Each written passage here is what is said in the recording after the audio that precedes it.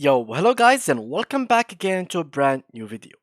In today's tutorial guys, I will show you how to hide the HUD in Valorant or the HUD in Valorant.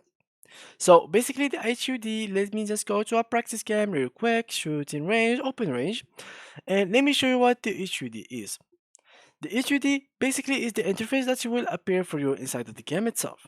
So like for example, the timer or the abilities, even like the ping or the FPS that will show up in the top of the screen. So how you can hide all of that and even the cursor, I will show you that in this tutorial.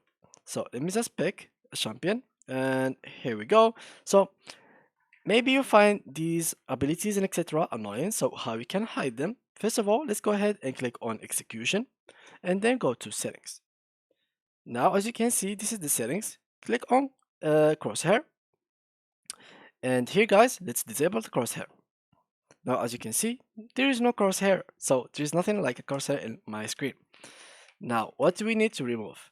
We need to remove the FPS, which is at the top left corner of my screen.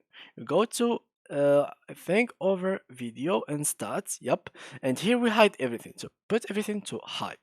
Now everything is went to this normal thing. Now, how to remove all HUD? Basically, it is pretty much simple. You just have to search for each HUD by its own. So let's go, for example, general, and here let's check for HUD. So hide user interface in game.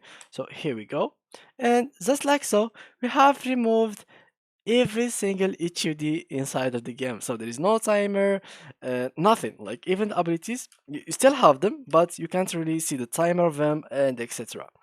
So yeah, guys, if you want to turn them on back, you can just go and do everything back. So hide off and crosshair off, and here video start text only, and we went to the normal mode.